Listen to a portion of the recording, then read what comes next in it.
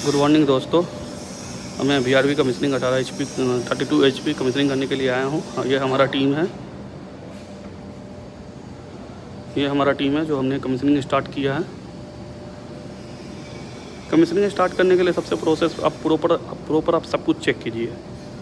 सबसे बड़ा मेरा पॉइंट होता है कि आपकी कम्युनिकेशन वायर प्रॉपर जुड़ा है नहीं जुड़ी है।